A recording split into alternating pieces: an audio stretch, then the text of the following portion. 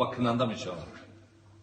ولی بسیاری وقت برادرها توبه رو فراموش کردیم. ما شما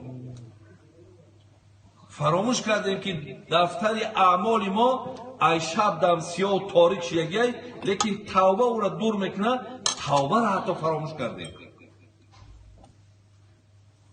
توبه یعنی چی؟ در یک روز پیغمبر نازنینی که برادر از پیغمبر معصوم بود و خطا نمیکرد و گناه نمیکرد، لیکن از 70 تا 100 باره در یک روز استغفرالله میگفت. استغفرالله استغفرالله. حتی با همون پیغمبری که غمخوار ما بود برادر عزیز، با ما را تعلیم داده است. میگه من لازم استغفار جعل الله له من كل ضيق مخرج و من كل هم فرج و یرزقه من حیث لا یحتسب. ببینید برادر، هم استغفرالله بگوی اگر گناهات از بین میرود، هم میگه خدا سه چیز آدم استغفرالله میگه میته.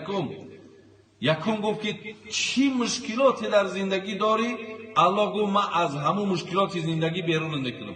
به شرطی تو کلمه استغفرالله را برای خودت رنگ درس هر روز استغفرالله استغفرالله 100 بار بگوی. دوم، تمام غم‌ها تا به شادی مبدل میکنم. سه، از جای رزقت میتونم